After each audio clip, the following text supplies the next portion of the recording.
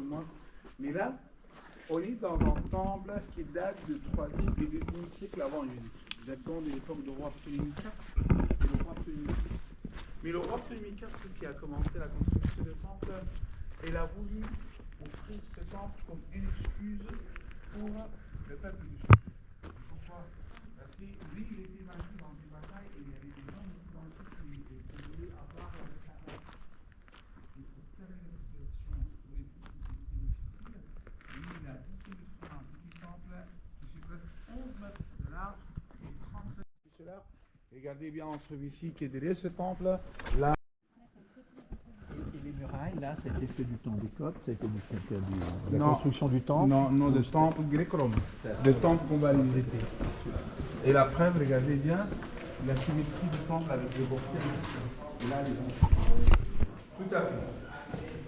Mais le temple était un endroit sacré uniquement pour le dieu de la déesse. Donc là, comme vous voyez les sportifs, on est dans la cour à Cirevel, par exemple dans la salle, dans une petite salle là, qui est divisée en deux parties où il y a des belles colonnes avec des chapiteaux composites. Et regardez bien, on trouve qu'il y a des têtes qui représentent la tête de la déesse Hathor. Venez voir avec moi s'il vous plaît. Il y a, avancez s'il vous plaît, il y a trois chapelles. Au milieu, il y a le sanctuaire comme d'habitude, où il y avait la statue qui a disparu. À droite et à gauche, il y a deux chambres latérales. À gauche, il y a la scène, la plus belle scène du jugement final bien détaillé. Venez voir avec moi, s'il vous plaît. C'est les deux, s'il vous plaît, avec moi.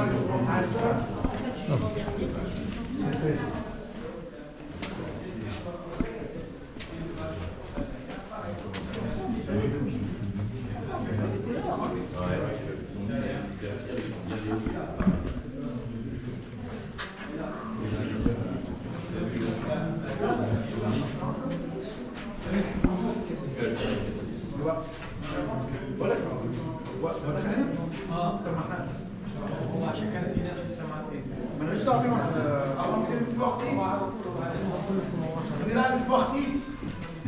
Bon, on profite de prendre des photos dans ce sanctuaire-là, le temps que vos collègues finissent. C'est ça. Allons en avant, s'il vous plaît. Alors, voilà, salam.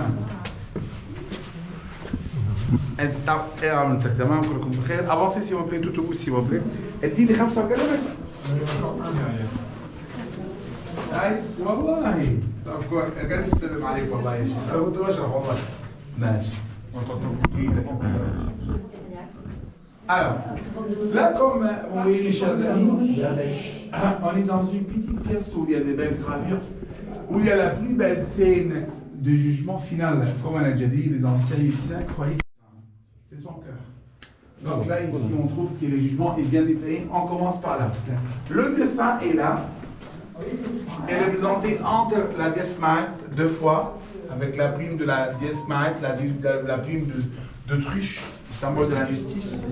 Et là, il y a le dieu, s'il vous plaît, le dieu Chacal, le dieu Anubis, c'est une identification avec le dieu Horus. Ils sont en train d'épaiser la plume contre le cœur. Ça se voit? Ouais. Si le cœur est plus léger que la plume, ça veut dire que ce défunt est gentil, il va vivre une belle vie dans le paradis. Si le contraire, ça veut dire qu'il va être jeté à l'enfer. Après avoir pesé le cœur contre la plume, on trouve qu'il y a le dieu Thoth, de l'écriture. Il est en train d'écrire le résultat final du jugement. Et là, on trouve que le défunt,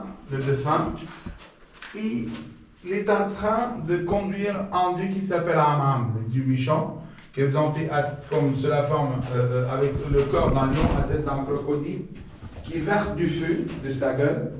Mais s'il est devant cet animal, ça veut dire qu'il était méchant, il va être brûlé par cet animal méchant. S'il est derrière, ça veut dire qu'il est gentil, et il arrive à contrôler cet animal méchant. Et là, ici, il y a Osiris, le chef du jugement final, le dieu de la mort et de la verdure dans le delà. Et là, il y a le roi ici, avec la couronne Khobrech, la couronne de la guerre, offrant l'encensoir et les fioles avec des huiles essentielles au dieu Osiris, avec sa femme, la déesse Isis. Et là, on trouve qu'il y a la barque qu'on va utiliser pour voyager de la vie vers la mort. Et finalement, le roi ici ouvre un encensoir au dieu chacal qui est en train de faire la fête, et qui est en temple, content de jugement final du roi qui va arriver au paradis sans aucun problème. Donc là, il y a le dieu Imen, le dieu du sexe, avec un seul bras, une seule jambe, et toujours le sexe expressé avec les plumes sur sa tête. Et là, on trouve que toutes les couleurs qui sont ici sont 100% d'origine. Regardez, le retour est au plafond, les plafonds étoilés pour représenter la vie éternelle parce que les étoiles s'élèvent tous les soirs. Donc la plus belle scène du jugement final qu'on trouve ici dans toute l'Égypte. Dans tous les temps égyptiens se trouve ici dans cette salle. Prenez les photos. Il n'y a pas les bras croisés là. Là, la main. Et là, le deux mains. Non, parce qu'il y a les haqqa, il y a dans les mains. Ça n'est pas des artistes honnêtement, c'est ça, agricolement, il y a beaucoup de fautes artistiques, comme on dirait les vieux. C'est bon?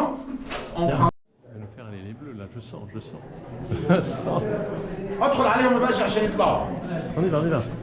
ادخل عليهم عشان يطلعوا، انا شكلهم مش مبلطين في الحرب. Mais c'est pas les serres tout seuls. Ah non, il y a quelque chose à laisser. Il y a Moi, j'ai pas mes lunettes, j'ai pas mes lunettes de soleil.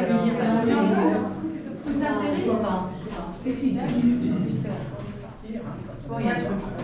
Oui, on est là. on n'a pas de non, c'est la communauté. Est-ce qu'on vient pas? Alors, là, les sportifs, comme vous voyez, on est dans une petite pièce où il y a de très belles gravures des divinités différentes. Je trouve que ça, c'est une des plus belles collections de divinités colorées qu'on peut voir dans notre voyage. C'est ça? Oui. Regardez, le roi ici ouvre une table de fronde devant la déesse de Dieu Amoré avec des plumes sur sa tête. Après, il y a la déesse Sekhmet, comme une tête à tête un peu différente par rapport à l'art pharaonique. Et juste après, il y a la déesse Hathor avec le faucon et les carrés dedans. Ouais. Voilà. Et là, on trouve ici, il y a Amoré une deuxième fois avec la déesse Isis, Hathor.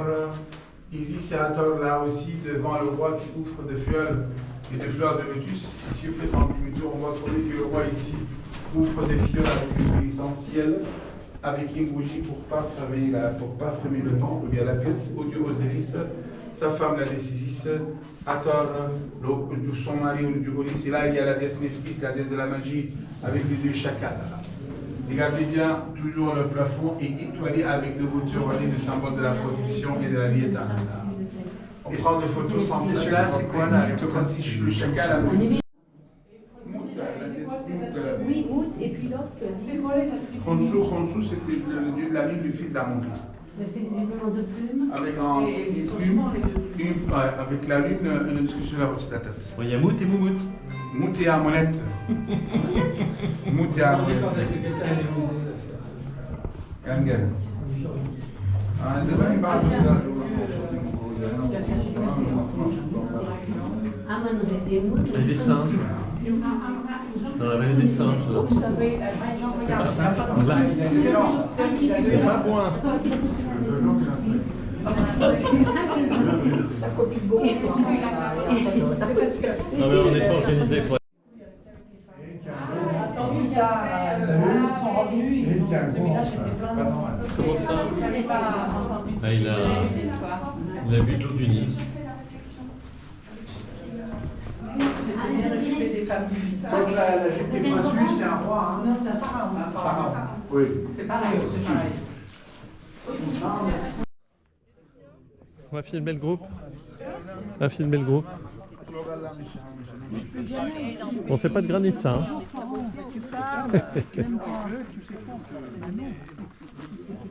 Oui, voilà, c'est ça.